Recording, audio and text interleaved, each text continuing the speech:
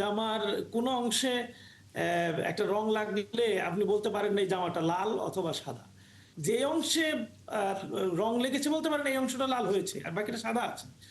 তারা আজকে এবং বিলুপ্তকরণের সময়টুকুতে যেই আহ, কাজগুলো করছিল এটা নিঃসন্দেহে সংসদের রীতিবিরোধী এবং কার্যপ্রণালী পরিপন্থী। সুতরাং এটা বলতে হয় এই জায়গায় সুযোগ দিচ্ছে না, আবার কখনো কখনো তারা সুযোগ দিচ্ছে তাদের সুযোগ অনুযায়ী সময় অনুযায়ী সেটাকে তারা ব্যবহার করার চেষ্টা করছে। আমরা চাচ্ছি এই সংসদ অতীতের এই স্বেচ্ছাধীন প্রক্রিয়ার বাইরে এসে সংসদের যে কার্যপ্রণালীর বিধি, সংসদের যে আইন বিধান রীতিনীতি এটাকে অনুসরণ করে যথাযথভাবে সামগ্রিকভাবে একটা সুন্দর পরিবেশের মধ্যে দিয়ে সংসদ চলতে থাকে, এটাই স্বাভাবিক হওয়া উচিত। আমরা যদি একটু আলোচনা করি, আসলে সংসদে আজকে নানা রকম খবরাখবর বলা যায় আমরা আসলে দেখেছি, এবং আজকে বিরোধী দল বেশ অনেক কিছুই বলেছে, আমরা দেখছি সরকারি দলের বিরুদ্ধে। সেই ক্ষেত্রে প্রথমেই যে বিষয়টা নিয়ে একটু ফজলে হতে বাবুল আপনার কাছে একটু আসতে চাই, সেটি হচ্ছে একেবারে শেষ মুহূর্তে আমরা দেখলাম বিরোধী দল ওয়াকআউট করলো। কেন ওয়াকআউট করলো তারা? ধন্যবাদ। আমার সহ আলোচক বললে আমার ধৃষ্টতা হবে। আমার বড় ভাই, আমার হলের বড় ভাই, আমার অত্যন্ত শ্রদ্ধাভাজন সিনিয়র সাংবাদিক শামসুল আলম লিটন ভাই পেয়েছে। আমি জানি না আমি কথা বলতে পারবো কি না। একবার অনলাইনে ছিলাম, অনলাইনে আসলে সামনে দেখা যায় না, তো লিটন ভাই আমার সাথে থাকাতে আমি জানি না কি বললি, মাফ করবেন। আর আমার সহ আলোচক আরেকজন অত্যন্ত প্রিয় আমার মানুষ, সালাউদ্দিন আইয়ুবী। আমরা একই বিল্ডিংয়েই থাকি এখন। তাকেও এবং সহ আপনার সকল কলাকৌশলী সবাইকে কৃতজ্ঞ এবং শুভেচ্ছা সকল দর্শককে। ওনারা কেন ওয়ার্কআউট করেছেন এটা ওনারাও বলতে পারবেন। আমি বলতে পারবো, সংসদে উপস্থিত ছিলাম আমি। যে সিচুয়েশনটা ঘটেছে সেটা হচ্ছে যে ওনারা একটা বিল উপস্থাপিত হলো, যে বিলটা ছিল হচ্ছে পাবলিক এক্সামিনেশনস বিল।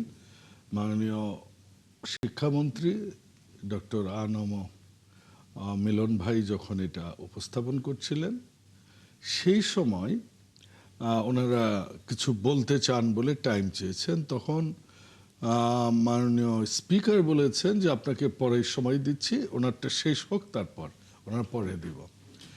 হাত তুলেছিলেন আসলে ওনাদের সিনিয়র একজন পার্লামেন্টেরিয়ান চিটগংয়ের শাহজাহান চৌধুরী সাহেব। তো মাননীয় সংসদে এটা উনি কুল ছিলেন, কিন্তু পাশে থেকে অনেক ইনস্টিগেট করার পর বিষয়টা ওনারা বোধহয় নিতে পারলেন না। পরে ওনারা ওইটুকুর জন্যই চলে গেলেন। কিন্তু আমাকে যেহেতু এটা আমি যা দেখেছি তাই বললাম।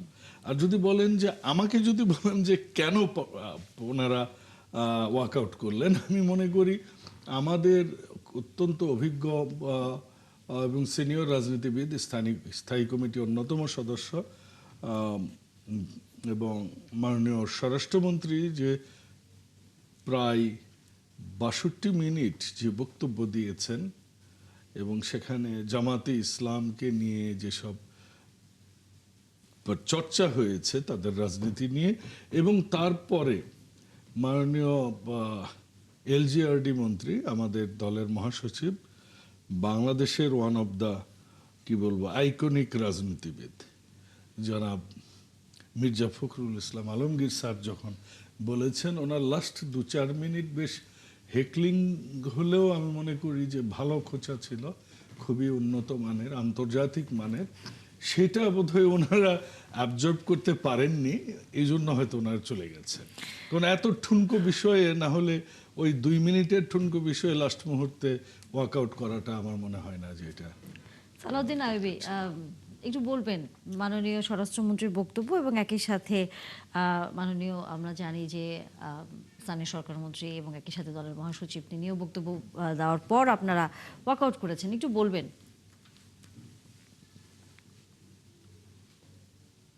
ধন্যবাদ আপনাকে, ধন্যবাদ ফজলে বাবুল ভাই, সম্মানিত অন্যান্য আলোচক। আমি আসলে আপনাদের স্টুডিও দেখতে পাচ্ছি না এখান থেকে, যে কারণে তো বোঝারও উপায় নাই আমার কি অবস্থায় আমি আছি। তো যারা আমার সাথে রয়েছেন আজকে আলোচক হিসেবে সভাপতি ধন্যবাদ এবং কৃতজ্ঞতা জ্ঞাপন করি। সম্মানিত দর্শক, দেখেন বাংলাদেশের ইতিহাসে নিঃসন্দেহে দীর্ঘ সময় ধরে সংসদ চলেছে, কিন্তু আজকের সময়টা ছিল চলমান যে সংসদ আছে তার মধ্যে মনে হয় সবচেয়ে বেশি সময় ধরে আজকে সংসদ চলেছে আর কি। এবং শেষ সময় এসে একটা বিল উত্থাপন করার প্রস্তাব করা হয়। সংসদীয় বিল উত্থাপনের যে রীতি সেটার জন্য একটা বিল উত্থাপন করলে কমপক্ষে 3 দিনের জন্য এই বিল সম্পর্কে অবগতির স্বার্থে সংসদ সদস্যরা যেন বিল সম্পর্কে তাদের মতামত যথাযথভাবে পেশ করতে পারেন, সংসদ সদস্যরা যেন এটা নিয়ে তথ্যের ঘাটতিতে না ভুগেন, সেটার জন্য আগের তথ্যগুলো সরবরাহ করা হয়। সেই তথ্যগুলো সরবরাহ করার 3 বৈঠক দিবস পরে তারপরে এই বিল নিয়ে উত্থাপন, বিল সংসদীয় কমিটিতে প্রেরণ, বাকি কার্যক্রম শুরু হওয়ার কথা। দুঃখজনক হলেও সত্য, এই সরকার একেবারে প্রথম অধিবেশন থেকেই চর্চাটা করে আসছে যে নগদ সব কাজ করছে।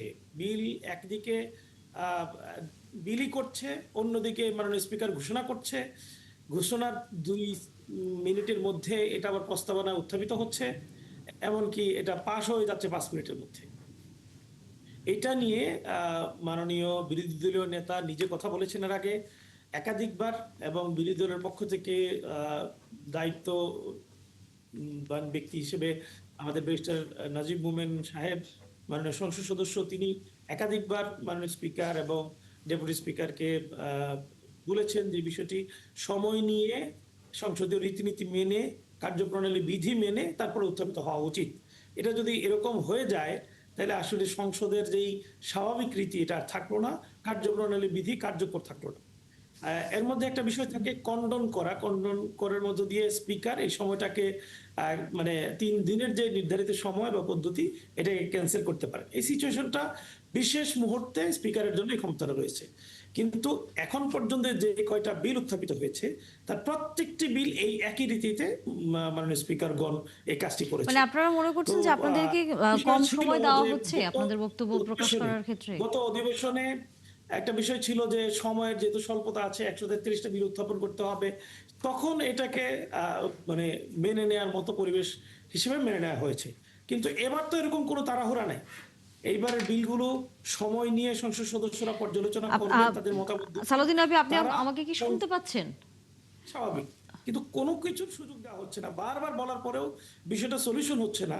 তখন সংসদীয় রীতিতে আসলে ওয়ার্কআউট করা ছাড়া আর কোনো উপায় আসলে না মানে আপনাদের কাছে কি মনে হচ্ছে যে সরকার আপনাদেরকে কথা বলার সুযোগ দিচ্ছে না? দেখুন, মানে আপনি জামার কোনো অংশে একটা রং লাগলে আপনি বলতে পারেন এই জামাটা লাল অথবা সাদা। যে অংশে রং লেগেছে বলতে পারেন এই অংশটা লাল হয়েছে আর বাকিটা সাদা আছে।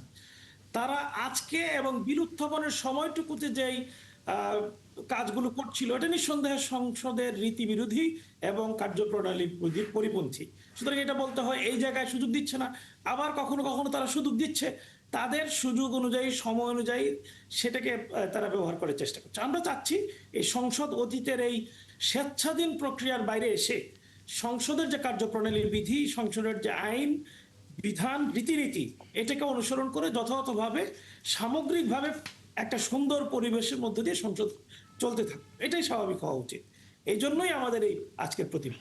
আচ্ছা, শামসুল আলম লিটন, আপনার কাছে কি মনে হয় ওয়াকআউট এটা একটা খুব স্বাভাবিক প্রক্রিয়া সংসদের, আমরা এর আগেও দেখি, কিন্তু যেমনটা হচ্ছে বিরোধী দলের সংসদ সদস্য বলছেন যে এবারের অধিবেশনে তাদের ক্ষেত্রে এক ধরনের বিল যখন এসছে তখন খুব তাড়াহুড়ো করে বা নগদ যে কথাটা উনি বলেছেন যে নগদে কাজ করে ফেলছে সরকার, সেখানে আপনার কাছে কি মনে হয় যে তাড়াহুড়ো কি আসলে হচ্ছে নাকি সময়টা বিরোধী দলকে বাড়ানো যেত? না, এখানে আমি আসলে আজকের যে বিলটা, আজকে তো বাজেটের পাশ হবে আগামীকাল রেওয়াজ অনুসারে, এবং আজকে হচ্ছে 2 বেলা, সকাল বিকাল 2 বেলাই পার্লামেন্ট ছিল, তাই না?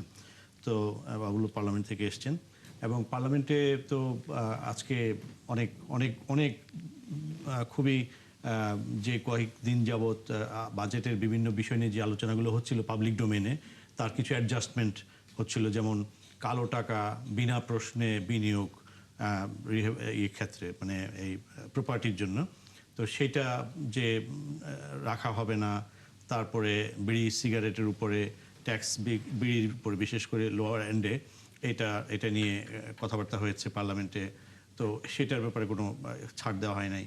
তারপরে এরকম নীতিগত অনেক ব্যাপার ছিল আর কি, এগুলো নিয়ে কথাবার্তা ছিল। সুতরাং আজকে যে বিলটি উত্থাপনের কথা বলা হচ্ছে, যেহেতু শেষ মুহূর্তে হয়েছে, সে কারণে আমরা হয়তো অনেকেই মিস করেছি। আমি এমপি আইয়ুবী সাহেবের কাছ থেকে আসলে উনি কি এটা বলেছেন যে কোন বিলটা উত্থাপনের প্রশ্নে কোন এই ঘটনাটা ঘটেছে, অথবা এখানে আপত্তিটা কোত্থেকে এসছে? আপত্তিটা তাড়াহুড়ো করার প্রশ্নে এসছে, কিন্তু এটা কি অর্থ বিলের কথা বলছেন আপনি? না, কোন বিলটা? এটা না, না, পাবলিক এটা অর্থবিল না। এক্সামিনেশন। আজকে হঠাৎ করেই ও মাননীয় আচ্ছা, স্বাস্থ্যমন্ত্রী শিক্ষামন্ত্রী পাবলিক এবং এক্সামিনেশন বিলটি শিক্ষামন্ত্রী আনছেন।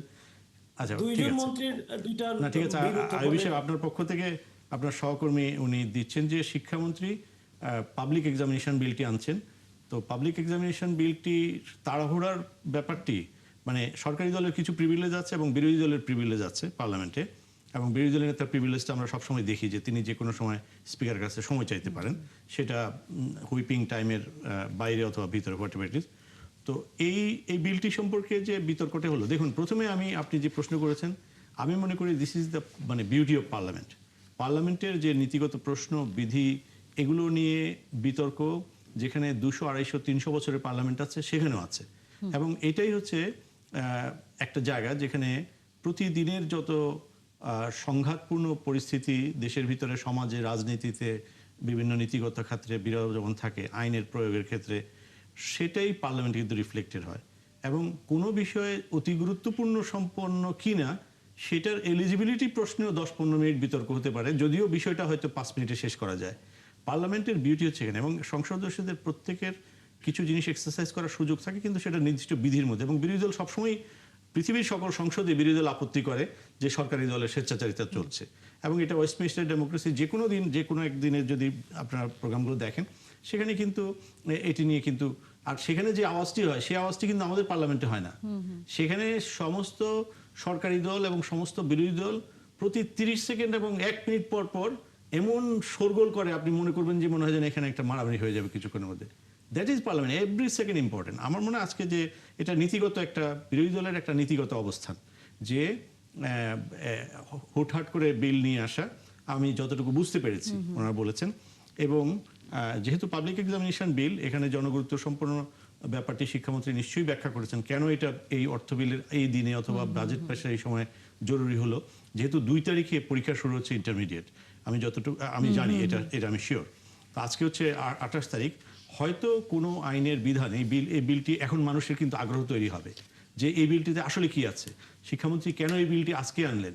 আমি অনুমান করতে পারি, আমার কাছে এ ব্যাপারে যথেষ্ট তথ্য নাই, যে যেহেতু পাবলিক এক্সামিনেশন বিল এবং সবচেয়ে বড় 2টো পাবলিক এক্সামিনেশন হচ্ছে আমাদের এইচএসসি এবং এসএসসি, এবং এইবারের এইচএসসিতে কত অ্যাটেন্ড করছে আমি জানি না, কিন্তু অ্যাভারেজ 1.5 মিলিয়ন, 15 লক্ষ ছেলেমেয়ে পরীক্ষা অ্যাটেন্ড করছে। এখানে নিশ্চয়ই আইন শৃঙ্খলা অথবা কোনো না কোনো বিষয়ে জরুরি বিষয় ছিল বলেই তিনি হয়তো এখানে এনেছেন। কারণ এহসানুল হক মিলনকে আমরা যতখানি জানি তিনি অ্যাটেনশন সিকার নন আর কি, যদিও তিনি অনেক মিশনারি বিষয় নিয়ে কাজ করেন।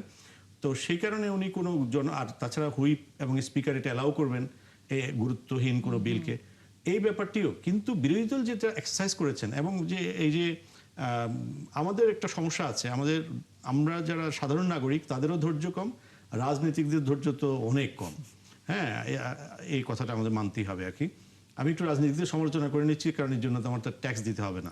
যাই হোক, তবে এই একটা বিষয় আসলে সবাই ট্যাক্স ফ্রি কথা বলতে পারে। অবশ্যই। তবে এখানে খুবই ইম্পর্টেন্ট হচ্ছে যে এইটা বিরোধী দলের যে শেষ মুহূর্তে বিল উত্থাপন হলো, শেষ মুহূর্তে এটা হলো, এই বিষয়গুলো মানুষ জেনে সংসদীয় রাজনীতি সম্পর্কে জানবে, বুঝবে, এবং এটা একটা ভালো চর্চা।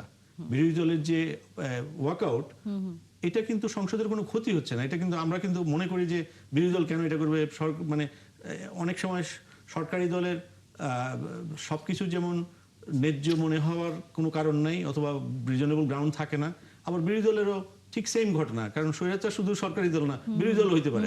আমরা বিভিন্ন সময় এটা নজির কিন্তু দেখেছি। আমরা এই বিষয়গুলো নিয়ে হয়তো আলোচনা করব।